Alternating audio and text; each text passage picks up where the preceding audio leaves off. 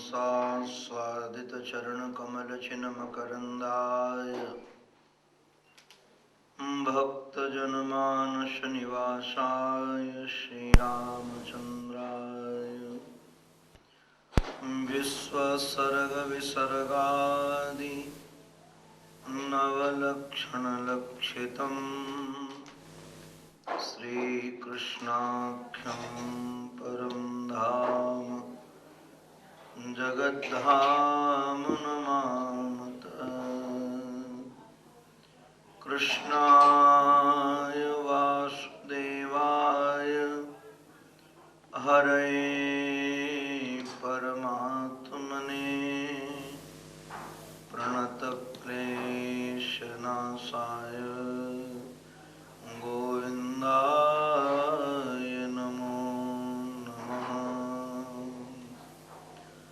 गुरुर्ब्रह्मा गुरुर्विष्णुः गुरुर्देवो महेश्वरः गुरुः साक्षात् परब्रह्म तस्मै श्री गुरवे नमः।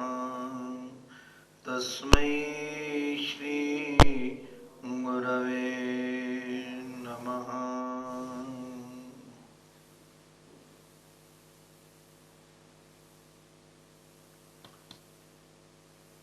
ये संपूर्ण जो संसार हम आपको नजर आ रहा है,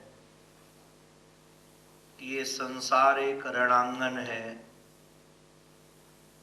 युद्ध करने की भूमि है। जब से जीव का प्रादुर्भाव होता है, जब से जीव जन्मता है, तब से संघर्ष कम नहीं होते हैं। हमें तो डॉक्टरों ने, वैज्ञानिकों ने ये बात बताई कि जब गर्भाशय में वीर्य जाता है तो उसके भी अणुओं में संघर्ष होता है, और उस संघर्ष में जो शक्ति संपन्न होता है अणु, वही जाकर के जीव बन पाता है। दूसरी ओर यदि ध्यान दें तो जब से ये सृष्टि बनी है तब से दैवासुर संग्राम के नाम पर युद्ध ही तो होते रहते हैं। चाहे वो सतयुग हो, चाहे वह त्रेता हो, चाहे वह द्वापर हो, चाहे वह कलयुग हो। दूर मत जाइए, हम अपने शरीर को भी यदि निरीक्षण करें, शरीर पर भी विचार करें,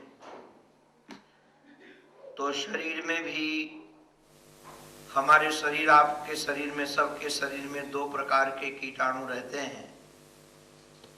एक रोग को देने वाले और एक निरोगता को प्रदान करने वाले। इन दोनों में दिन रात संघर्ष चलता रहता है।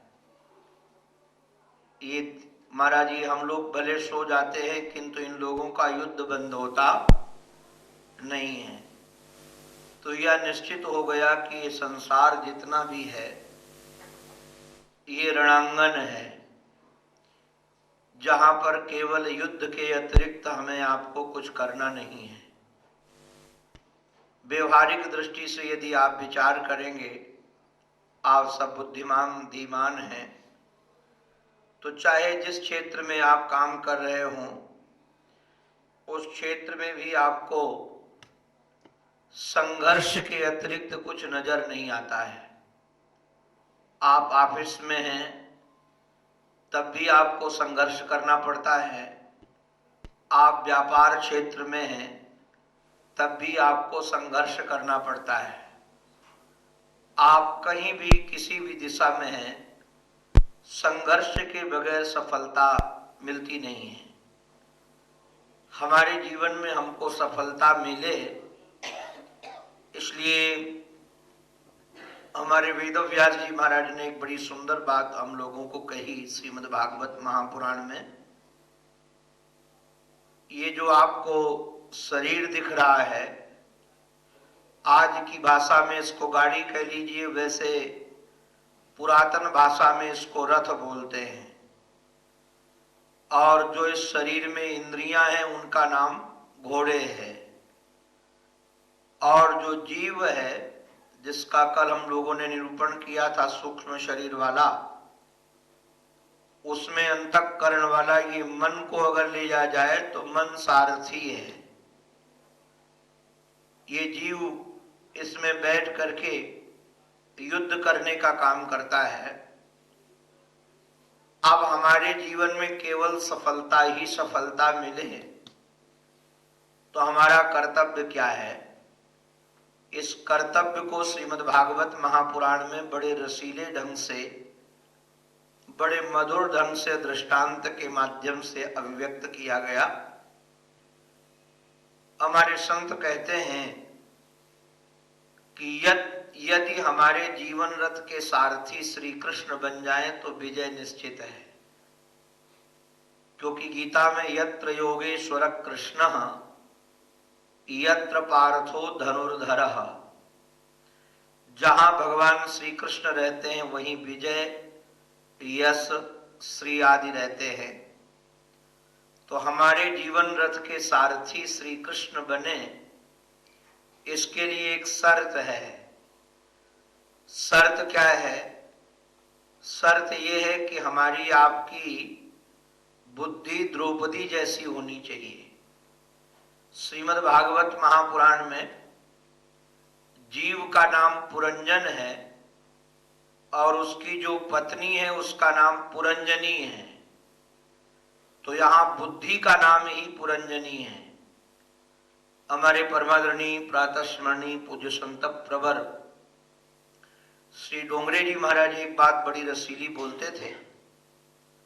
श्री डोंगरे जी महाराज कहते थे, जिसके जीवन रथ के सारथी श्री कृष्ण बने उसी को विजय मिलेगी। हम आप निरीक्षण करें कि हमारे जीवन रथ का सारथी कौन बना हुआ बैठा है।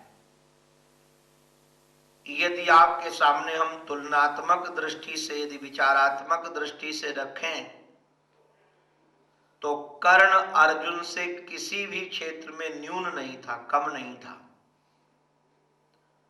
कर्ण की वीरता यदि आपके सामने हम रखें तो आप दांतों तले उंगली दबा लेंगे। उसकी वीरता, उसकी दान निष्ठा, उसका मित्र का समर्पण बेजोड़ थे। कोई सामान्य मानो कर्ण नहीं था। और कर्ण जब प्रकट हुआ था तो साथ में ही वो कवच धारण करके पैदा हुआ था। एक दिव्य पुरुष का नाम ही कर्ण है। किंतु आप देखेंगे महाभारत युद्ध में कर्ण हार गया और अर्जुन जीत गए।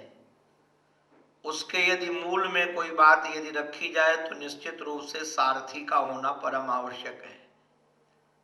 क्योंकि कर्ण का जो सारथी था वो कर्ण के मनोबल को हतप्रद कर देता था। जब भी वह बोलता था तो ऐसी भाषा बोलता था कि जैसे कर्ण की प्रतिभा बाधित हो जाए, उसके विचार बाधित हो जाए। किंतु अर्जुन के जो सारथी श्री कृष्ण हैं वह निश्चित रूप से ऐसे सारथी हैं कि उसको ओज से, बल से, विचार से उसको परिपक्व रखते थे। अब हम लोगों को विचार ये करना है कि हमारे जीवन रथ का सारथी कौन बना है। अधिकतर लोगों के जीवन रथ का सारथी बन जाता है काम। अधिकतर जीवन का सारथी बन जाता है लोगों का लोभ। अधिकतर जीवन सारथी लोगों का बन जाता है क्रोध। जब हमारा जीवन रथ का सारथी बनेगा तो केवल हम वासना की पूर्ति के लिए जिएंगे। कैसे भी हमारी कामना पूर्ति हो। और यदि हमारे जीवन रथ का सारथी बन गया है लोभ, अर्थ, पैसा, तो हम चाहे किसी भी दिशा में विचार करें, बातचीत करें, हमारी बुद्धि जाएगी घूम फिर करके पैसे में ही। कैसे पैसा मिले, कैसे हमारा जीवन पैसे से भर जाए, आदि आदि विचार चलते रहते हैं। और जिसके जीवन रथ का सारथी क्रोध बन गया है, वह व्यक्ति प्रतिस्पर्धा, द्वेष, अशांति की ज्वाला में जलता रहता है। मैं अपने गुरुदेव की सेवा में था मुंबई में, हॉस्पिटल में, हिंदुजा हॉस्पिटल में। संयोग से एक 2 बिस्तर छोड़कर एक रोगी था। वह रोगी जिस समय आया था आईसीयू में मूर्छित था। जब उसकी मूर्छा टूटी तो शायद उसने अपनी पत्नी को कहा कि मोबाइल दो। आईसीयू में मोबाइल में बात करना निषेध है और रोगी के लिए तो बिल्कुल निषेध। किंतु वह व्यक्ति मोबाइल लेकर किसी को फोन करता है। हिंदी भाषा नहीं थी, भाषा दूसरी थी, किंतु उस भाषा के जानकार हम हैं। उसको लगता था कि जो भाषा मैं बोल रहा हूं वो भाषा दूसरों को आती नहीं है। कई बार ऐसा होता है कि गाड़ी में मैं बैठा होता हूं और पति पत्नी पीछे बैठे हों, सिंधी भाषा में लड़ने लगते हैं तो डांट डपट करते हैं, तो मैं हाथ जोड़कर कहता हूं भैया मुझे भी सिंधी आने लगी है। तब वो सजग हो जाते हैं कि उनको लगता है कि गाली देंगे तो महाराज जी भी जान जाएंगे कौन सी गाली दी जा रही है।